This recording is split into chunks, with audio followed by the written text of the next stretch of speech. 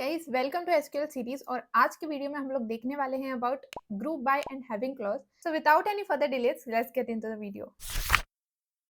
तो चलो देखते हैं कि ग्रुप बाय क्या होता है। तो group by statement is used to group rows with same values and specified columns. ठीक है, तो ग्रुप बाय मतलब नाम से ही बहुत ज्यादा क्लियर हो जाता है कि ग्रुप बाय यूज होता होगा ग्रुप करने के लिए चीजों को। ठीक है, it is commonly use with aggregate functions. अब एग्रीगेट फंक्शंस क्या होते हैं? तो काउंट, सम, एवरेज, मैक्स, मिन, ये सारे जो होते हैं एग्रीगेट फंक्शंस होते हैं।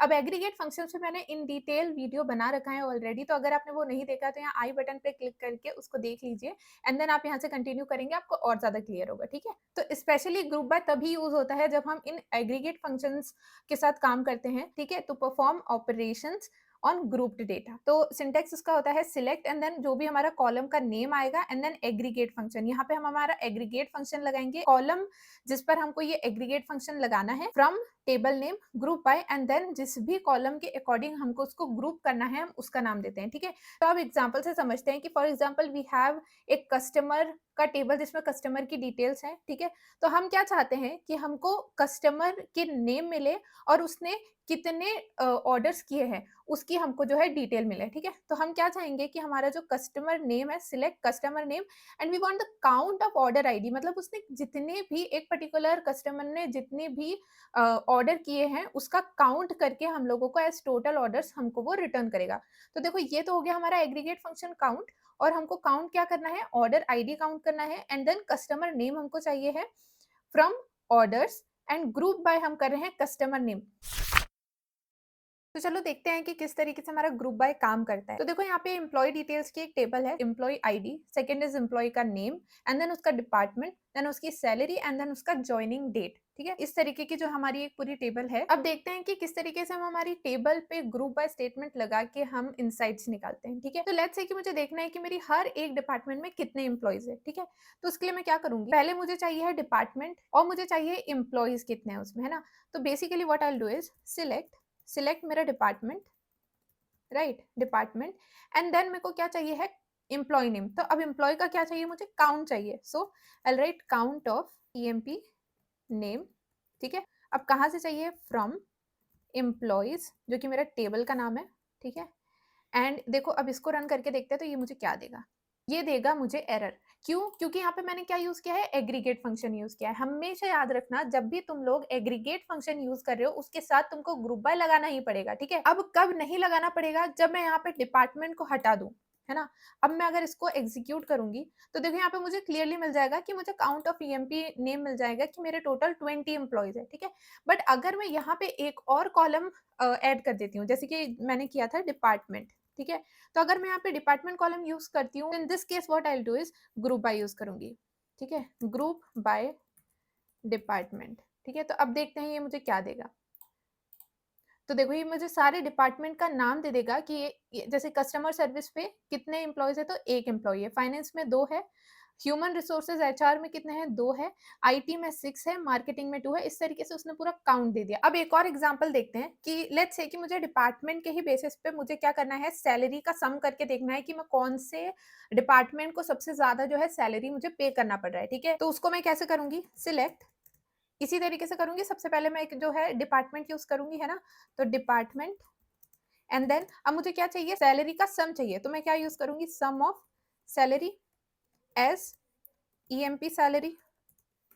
ठीक है, एंड मुझे कहाँ से चाहिए? ये फ्रॉम एम्प्लॉय एंड देन मैं क्या करूंगी? Group by department. ठीक है, तो यहाँ पे मेरा क्लियरली आ चुका है डिपार्टमेंट कि ये सारे मेरे डिपार्टमेंट्स है और यहाँ पे इतनी मैं सैलरीज हर डिपार्टमेंट को दे रही हूँ। ठीक है, बट यहाँ पे मेरा जो ईएमपी सैलरी है जो भी निकल के आया है उसका कोई ऑर्डर मुझे नहीं दिख रहा है। तो यहाँ पे हम जो है ऑर्डर भी इसका मेंशन कर सकते हैं। अब हम यूज करते सकते हैं ऑर्डर बाय। अगर आपको नहीं पता है ऑर्डर बाय के बारे में और अगर आपने where clause, order by clause ये सारी चीजें नहीं देखी है तो मेरे प्रीवियस वीडियोस को जाके देख लेना। यहाँ आई बटन पे क्लिक करके आपको मिल जाएगा जिसमें मैंने इन डिटेल बताया हुआ है कि किस तरीके से हम ऑर्डर बाय को यूज करते हैं, असेंडिंग, डिसेंडिंग और कौन सा डिफॉल्ट रहता है, इन सभी चीजों के बारे में बात करिए। ठीक है, तो देखो अब यहाँ पे हम ऑर्डर बाय करते हैं। अब मैं क्या चाहती हूँ कि जो मेरी सम ऑफ सैलरी है उसको मैं डिसेंडिंग ऑर्डर में कर देती हूँ, ठीक है? तो मुझे पता चले कि सबसे ज़्यादा जिसको मैं पे कर रही हूँ वो सबसे ऊपर है। तो देखो सबसे ज़्यादा मैं आईटी को पे कर रही हूँ and then operations and then finance, marketing and so on so forth. तो इस तरीके से ग्रुप बाय के बाद ही हम लोग ऑर्डर बाय क्लॉज़ यूज़ करते हैं, ठीक है? तो इस तरीके से जो है हमारा ग्रुप बाय काम करता है। अगर आपने वीडियो यहाँ तक देख लिया तो प्लीज़ लाइक द वीडियो। अब देखते हैं कि हैविंग क्लॉज़ किस तरीके से काम करता है। तो having clause is used to filter the results of group by. अब जो भी हमको ग्रुप बाय ऑपरेशन से जो भी हमको रिजल्ट मिला है, अब उसमें हम और कंडीशन ऐड कर सकते हैं, उसमें और हम फिल्टर लगा सकते हैं और उसी को हम हैविंग बोलते हैं।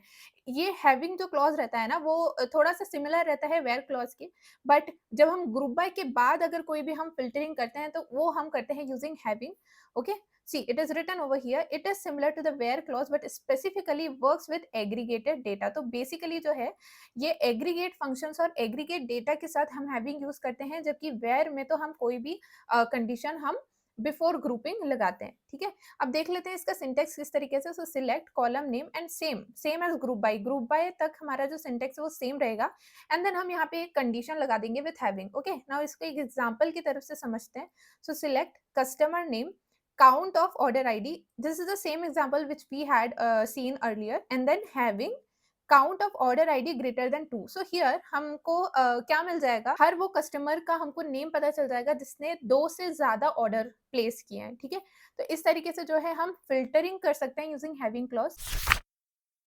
तो चलो अब देखते हैं कि किस तरीके से हम हैविंग क्लॉज़ यूज़ करते हैं। हम ऑलरेडी देख चुके हैं कि जो हमारा हैविंग क्लॉज़ यूज़ होता है वो ग्रुप बाय के बाद होता है, ठीक है? तो यहाँ पे मैं सेम की सेम क्वेरी उठा लूँगी। ये हम लोग पहले ही देख चुके हैं कि कौन से डिपार्टमेंट में कौन से एम्प्लॉयी काउंट है, ये हमको ऑलरेडी मिल चुका है। तो अब मैं क्या चाहती हूँ कि मुझे सिर्फ वही-वही डिपार्टमेंट के नेम चाहिए जहाँ पे एम्प्लॉइज़ ग्रेटर देन 2 है। तो यहाँ पे मैं एक कंडीशन लगा दूँगी, having having count of EMP name greater than 2। देखो जब मैं इसको एग्ज़ीक्यूट करूँगी तो मेरे पास सिर्फ़ और सिर्फ़ आईटी और ऑपरेशन आ जाएँगे। आईटी जिसमें 6 लोग काम करते हैं और ऑपरेशन जिसमें 3 लोग काम करते हैं, ठीक है?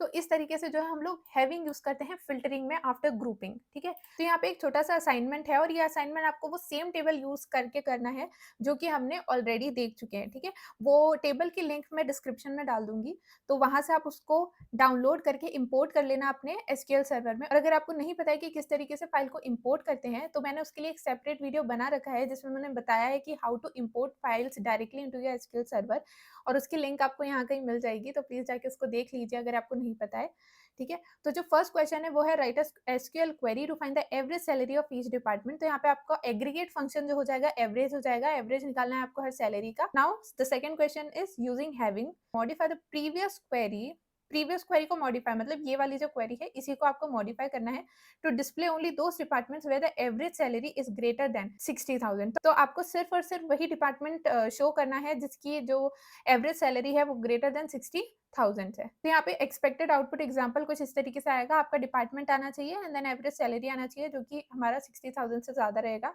एंड ये जस्ट एन एग्जांपल है, बट ये एक्चुअली रिजल्ट आपका नहीं आएगा या ऐसा, ठीक है? तो ये सिर्फ एक सैंपल एग्जांपल है। इसका मतलब ये नहीं है कि आप लग जाओगे कि भाई यही वाला मुझे लाना पड़ेगा, नहीं ऐसा नहीं है। जैसे तुम एग्ज़ाम में करते थे वो चीज़ यहाँ पे नहीं हो रही है, ठीक है? कि भाई मेरे को आंसर मिल गया है, मैं अब वो कैसे भी करके इसको ला दूँगा, ऐसा नहीं चलेगा यहाँ पे, ठीक है? सो ये जो मेरे और इसका जो भी आंसर है वो मेरी नेक्स्ट वीडियो में हम डिस्कस करेंगे या मैं आपको आंसर दे दूँगी, ठीक है? तो आज के लिए इतना ही, मिलते हैं नेक्स्ट वीडियो में। अगर आपको ये वीडियो पसंद आई हो तो लाइक करो, शेयर करो अपने फ्रेंड्स के साथ और मुझे कमेंट सेक्शन में मुझे ज़रूर जाके बताना कि आपको वीडियोज़ कैसी लग रही है, वेदर यू लाइक इट और नॉट, और मुझे किस तरीके से इम्प्रूव करना चाहिए, या आपके जो भी सजेशंस हैं आर मोस्ट वेलकम। तो मिलते हैं नेक्स्ट वीडियो में, टिल देन बाय बाय।